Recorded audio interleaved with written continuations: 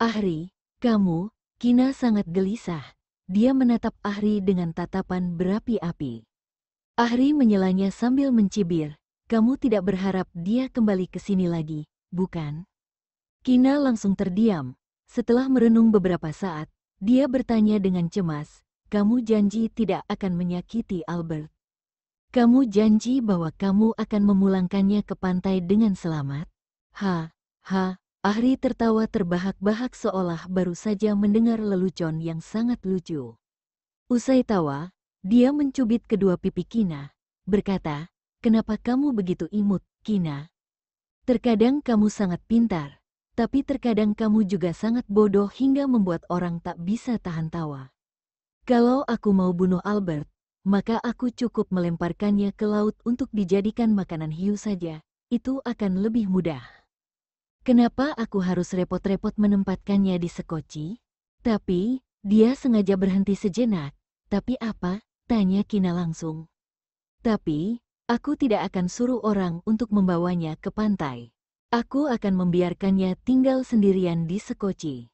Apakah dia bisa kembali dengan selamat? Itu tergantung pada keberuntungannya, kata Ahri dengan kejam, sambil tersenyum. Mendengar itu, Kina mengesampingkan tangan Ahri, berlari ke pembatas kapal dan melihat ke bawah. Terlihat Albert terbaring tak sadarkan diri di sekoci, tidak ada orang yang menemaninya. Ahri, kamu pembohong, meninggalkannya sendirian di tengah laut sama saja dengan membunuhnya. Wajah Kina menjadi pucat, penuh ekspresi marah dan khawatir. Sekarang sudah lebih dari jam 5 sore, saat malam tiba, angin di laut akan semakin kencang. Gelombang kecil saja sudah dapat membalikkan sekoci tersebut. Jika nantinya Albert belum bangun, dia mungkin saja kehilangan nyawa di tengah laut.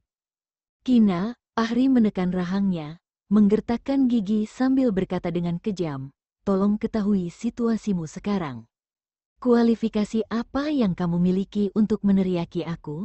Kalau kamu omong satu kata lagi, aku akan menyuruh orang untuk membawa Albert kembali ke sini, lalu membunuhnya di depanmu.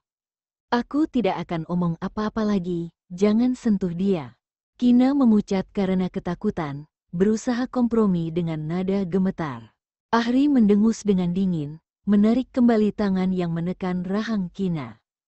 Bawa dia pergi mandi dulu. Dia memberi perintah kepada dua pria yang menahan Kina, kemudian mengancam Kina dengan kejam, sebaiknya kamu bersihkan dirimu sampai bersih. Kalau tidak, aku tidak keberatan untuk menyuruh bawahanku membuka pakaianmu, menyuruh mereka melayanimu mandi. Mereka sudah lama tidak menyentuh wanita, jangan salahkan aku kalau nantinya terjadi apa-apa. Setelah mengatakan ini, Ahri berbalik dan berjalan ke kabin tanpa melihat ke belakang lagi. Kalimat, mereka sudah lama tidak menyentuh wanita, membuat Kina menggigil ketakutan. Dia sama sekali tidak berani berpikir untuk melawan, karena takut Ahri akan menyerahkan dirinya ke para pria, agar para pria itu menyiksanya. Dia tidak mengerti apa tujuan Ahri menyuruhnya mandi, padahal Ahri berniat membunuhnya. Kapal ini tidak terlalu besar, Kina segera dibawa ke sebuah kamar di kabin. Begitu kedua pria yang mengawalnya keluar, dia segera mengunci kamar. Karena ancaman Ahri, dia takut orang-orang itu akan menyerbu masuk seperti binatang buas. Tubuh Kina bersandar pada panel pintu. Dia telah bertahan untuk waktu yang lama. Sekarang energi di seluruh tubuhnya seolah telah terkuras habis. Dia jatuh terduduk di atas lantai.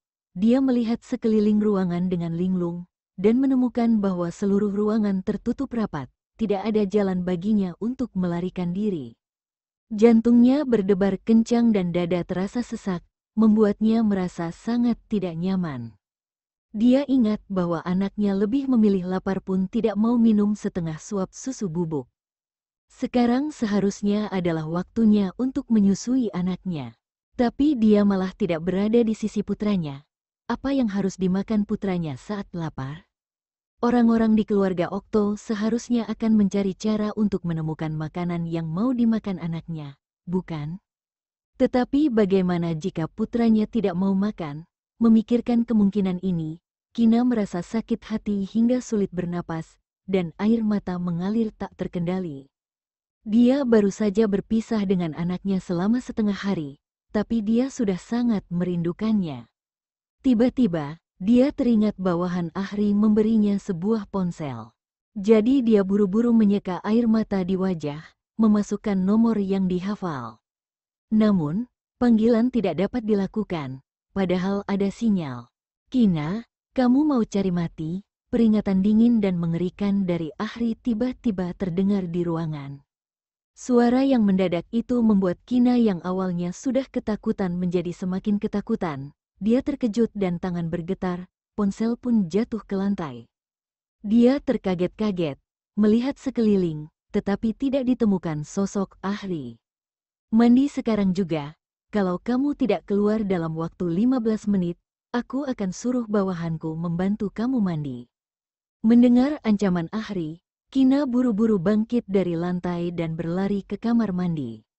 Dia curiga apakah Ahri memasang CCTV di kamar. Setelah masuk ke kamar mandi, dia memeriksa sekeliling dengan cermat. Meskipun dia tidak menemukan kamera atau sejenisnya, dia tetap mematikan lampu dan mandi dalam keadaan gelap.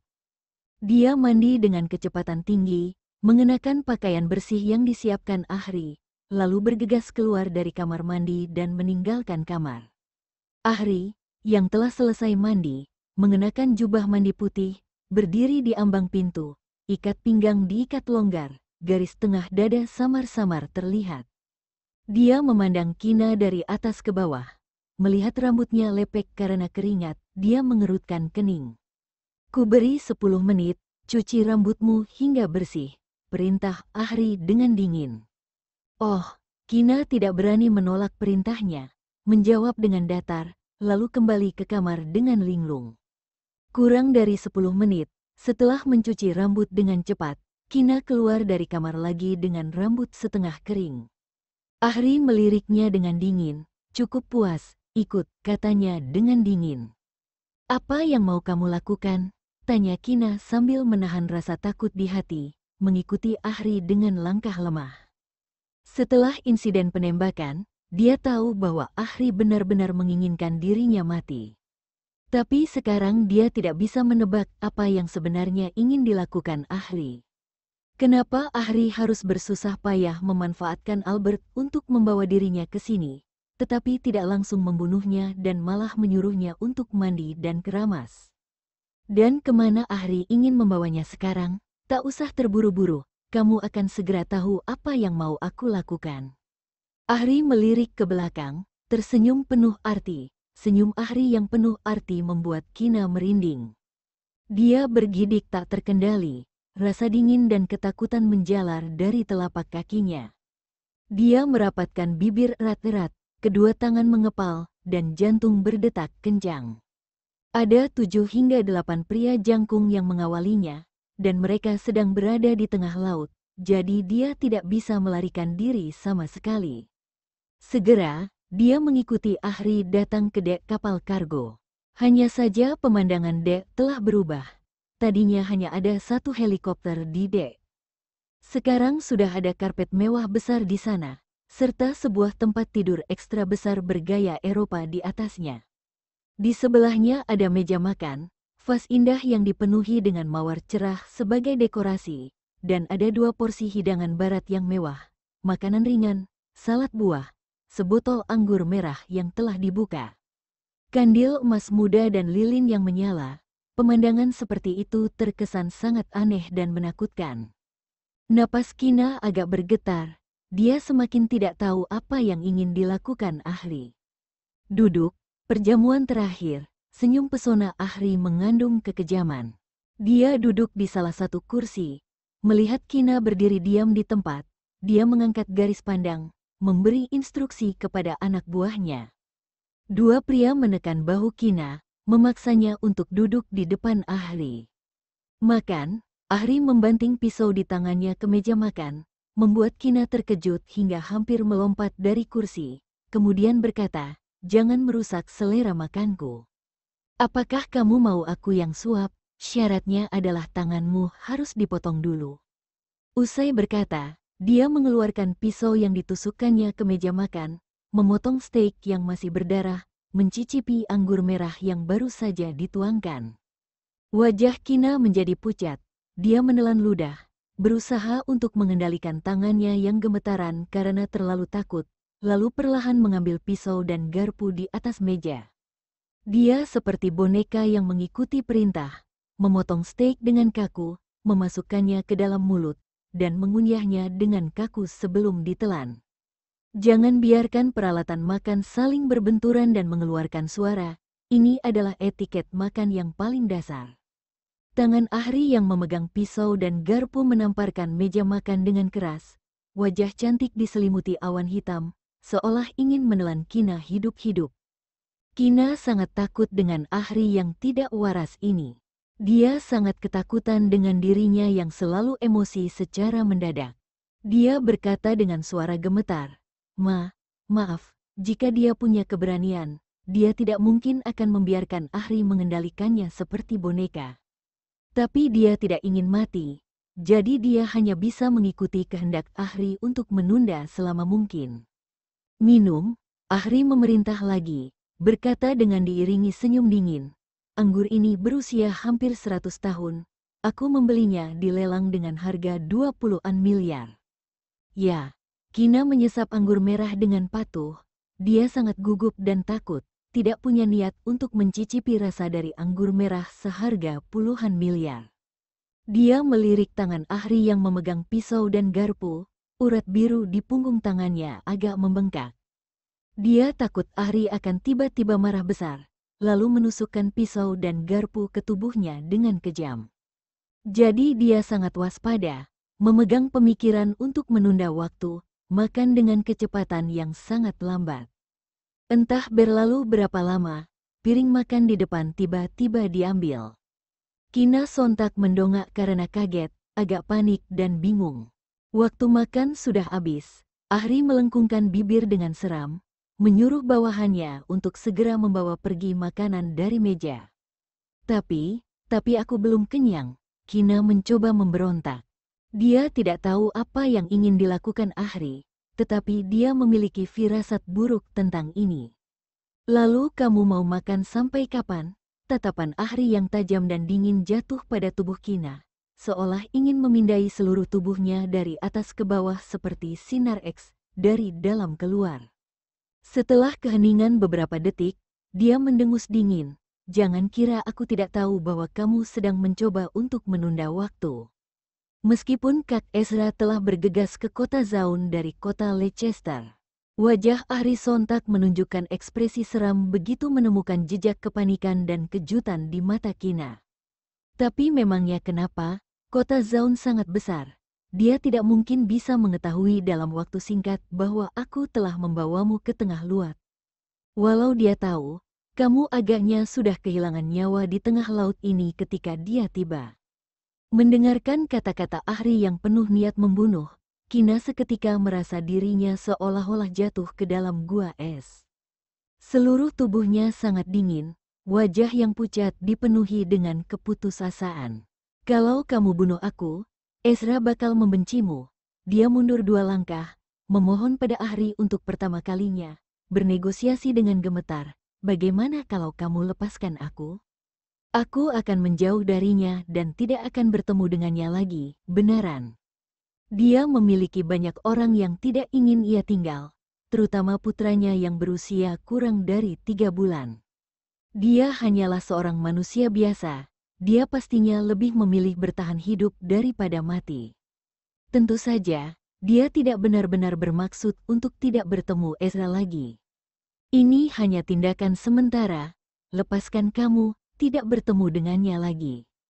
Ahri mengulang kata-kata Kina dengan cermat, seolah sedang memikirkan apakah usulannya bisa diterima. Setelah beberapa detik, bibir merahnya menunjukkan senyuman bahagia dan puas. Boleh saja, tidak sangka kamu cukup pintar. Dia seperti sedang memainkan binatang piaraan, mencubit kedua pipi Kina.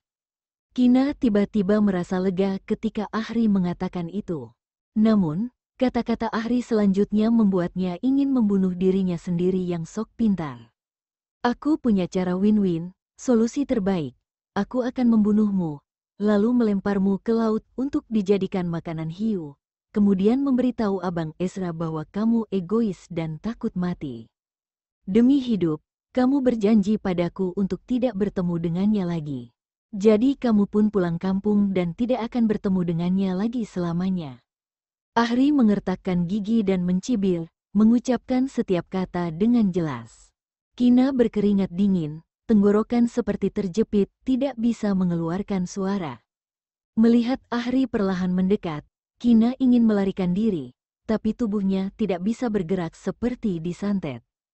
Kamu, jangan mendekat, tenggorokannya sangat kering dan dia ketakutan. Pertunjukan baru saja akan mulai, Kina. Telapak tangan Ahri mendorong belakang leher Kina hingga lebih dekat ke arahnya. Kina menjerit histeris, wajah tampak pucat pasi, dia meronta kuat. Tapi dua bawahan Ahri juga menahannya dengan kuat. Mereka sama sekali tidak menaruh belas kasihan.